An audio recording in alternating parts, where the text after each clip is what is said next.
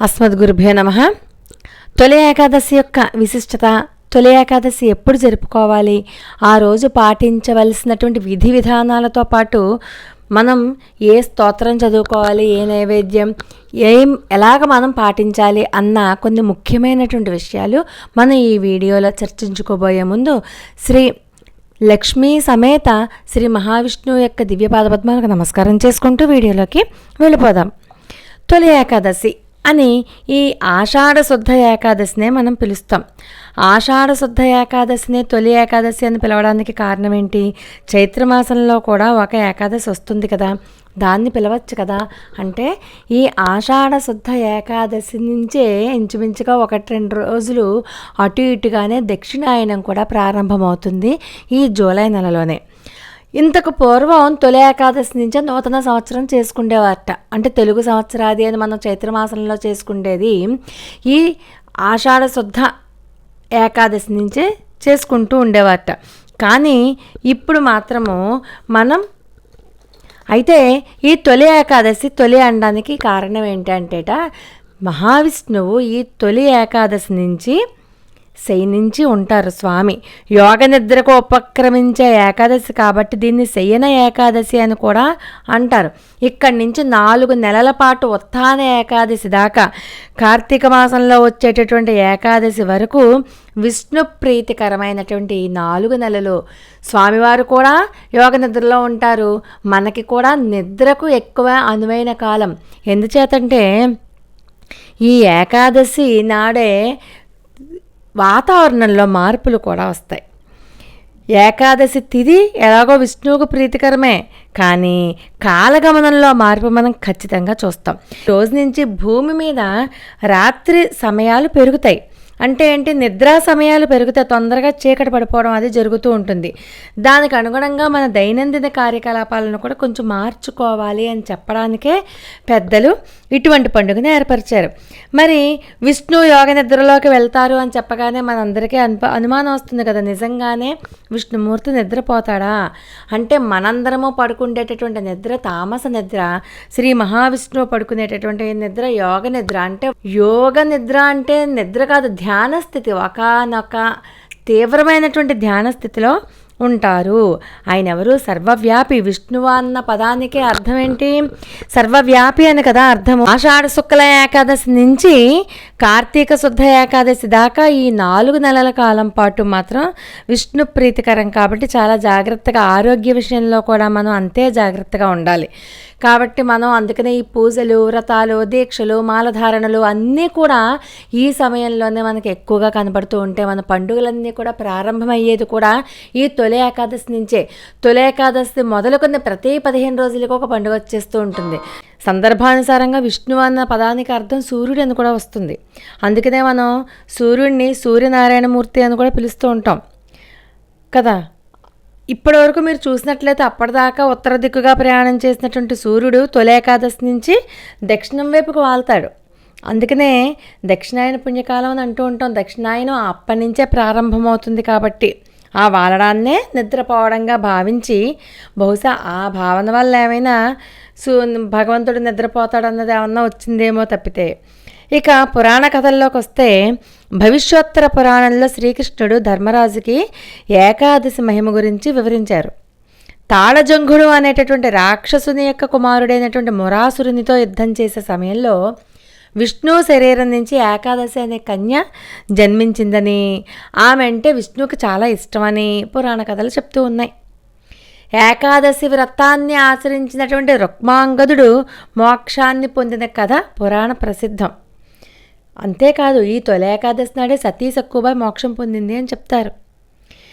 షట్చక్రవర్తుల్లో ఒకరైనటువంటి మాంధాత రాజ్యంలో ఒకసారి తీవ్ర కరువు వస్తే, దాంతో ప్రజలు పడరాని పాట్లు పడుతూ ఉంటే అంగీరసుడి సూచన మేరకు శయనేకాదశి అన్న వ్రతాన్ని భక్తితో నిర్వర్తించాడు ఆయన మాంధాత. ఆ వ్రత ఫలంతో మంచి వర్షాలు కురిసి దేశం సుభిక్షమై ఉంది, కరువు తీరిపోయింది, సుఖపడ్డారు అన్న ప్రచారం కూడా ఉంది. అంటే ఏకాదశి వ్రతాన్ని ఎవరైతే ఆచరిస్తారో యథాశక్తి వారికి పాపాలు పరిహారం అవ్వడమే కాకుండా ఏదైనా కటిక దారిద్ర్యం ఏదన్నా ఉంటే అది దూరం అవడానికి మార్గం కనబడుతుంది. అలాగే మనలో ఉన్నటువంటి అశాంతి, క్షామము పోతుంది. కామక్రోధాదులు ముఖ్యంగా మనందరము కూడా అదుపులో పెట్టుకోవాల్సినటువంటి సమయం ఈ 4 నెలలు ఉన్నటువంటి చాతుర్మాస సమయం అంతా కూడా. అందుకే అందరూ కూడా చాతుర్మాస దీక్ష తీసుకుంటూ ఉంటారు.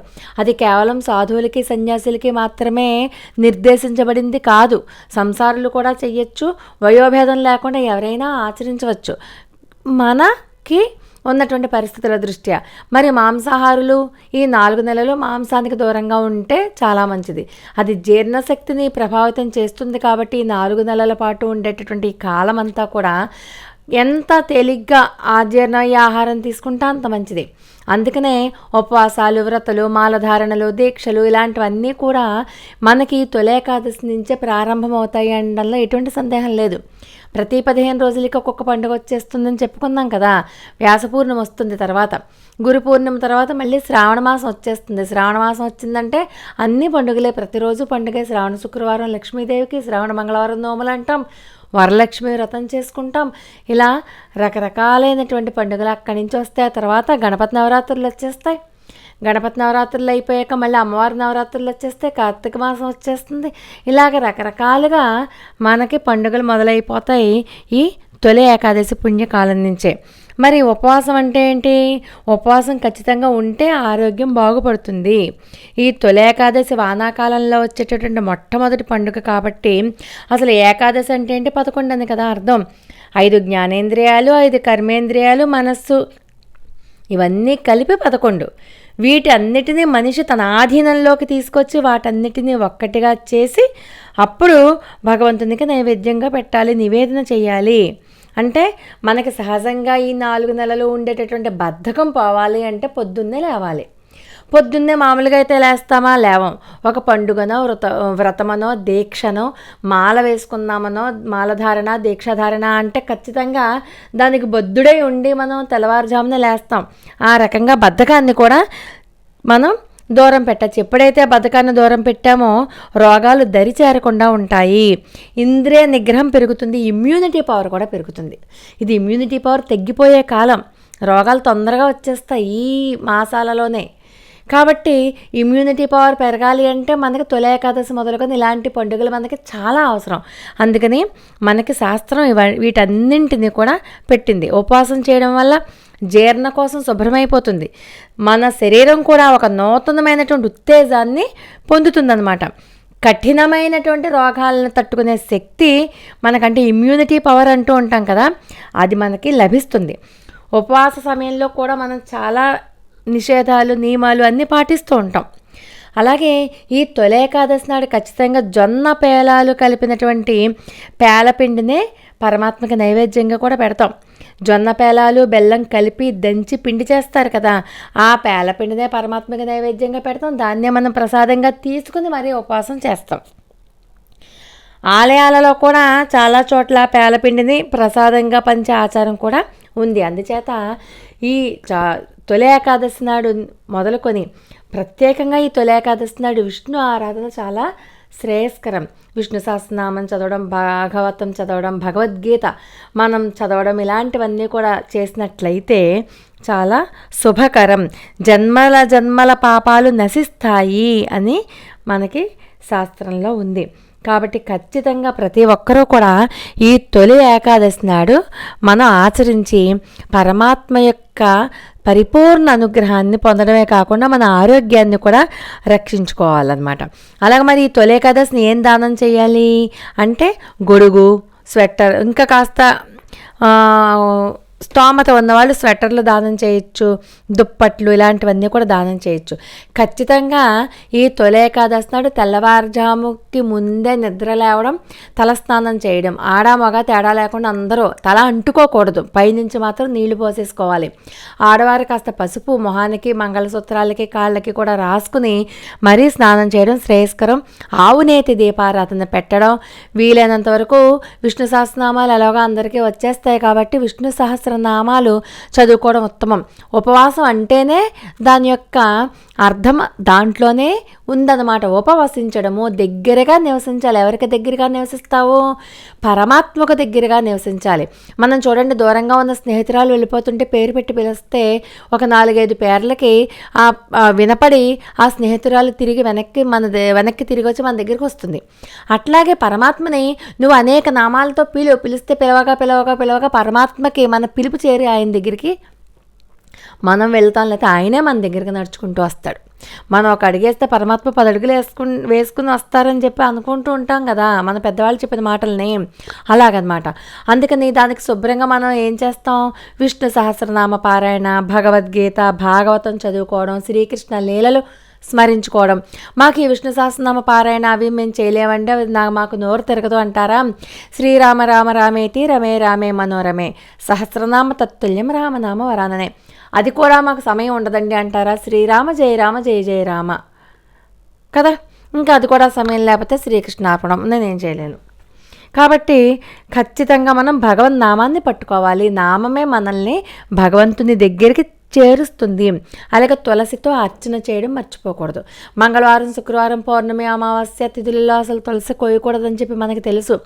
నిజానికి ఏకాదశి నాడు కూడా తులసి కొయ్యకూడదు. కానీ మరి ముందు రోజు మంగళవారం అయ్యింది, తర్వాత రోజేమో బుధవారం ఏకాదశి, తొలి ఏకాదశి, ఆ రోజేమో మర్చిపోయాం, మనం తెచ్చుకోలేదు. అలాంటి సందర్భాలలో ఒక్కసారి తులసీదేవికి ప్రార్థన చేసుకునే అమ్మ క్షమించు తల్లి అని చెప్పి ఒకసారి ప్రార్థన చేసుకున్న తులసి దళాలు కోసి మనం పరమాత్మకి సమర్పించుకోవచ్చు. అందులో ఏమీ దోషం లేదు. అందుకే మనం సాధ్యమైనంత వరకు ఈ ఏకాదశి మనం ఖచ్చితంగా చేయడానికి ప్రయత్నం చేద్దాం. ఉపవాసం ఉండడానికి కూడా మనం ప్రయత్నం చేద్దాం. అలాగే ఏకాదశి వెళ్ళిపోయాక మర్నాడు ద్వాదశి నాడు చేతనైనంత ఏదో ఒక దేవాలయానికి వెళ్ళి అక్కడ ఉన్నటువంటి బ్రాహ్మణుడికి ఎవరికో స్వయం పాకం ఇవ్వడం కూడా చాలా శ్రేయస్కరం అన్నమాట. మరి ఏకాదశి ఎప్పుడు? 16వ తారీఖు 17వ తారీఖు అంటే 16వ తేదీ సాయంకాలం మొదలుకొని 17వ తేదీ రాత్రి 9 గంటల వరకు ఉంది. కాబట్టి మనకి సూర్యోదయానికి ఉన్నటువంటి తిథినే మనకి ప్రామాణికంగా తీసుకుంటాం. కాబట్టి 17వ తేదీ బుధవారం అయినటువంటి ఆ రోజునే సూర్యోదయానికి ఏకాదశి తిథి ఉంది. కాబట్టి మనం 17వ తారీఖునే తొలి ఏకాదశి పండుగని జరుపుకుంటాం అన్నమాట. కాబట్టి ఆ రోజు సాధ్యమైనంత వరకు పరమాత్మ యొక్క సన్నిధానంలో గడుపుతూ దగ్గరలో ఉన్నటువంటి దేవాలయానికి వెళ్ళడం, పురాణ కథాశ్రవణం చేయడం, లేకపోతే మన ఇంట్లోనే మనం చదువుకోవడం. ఇంకా ముఖ్యమైన విశేషం ఏంటంటే గోసేవ చేసుకుంటే చాలా మంచిది.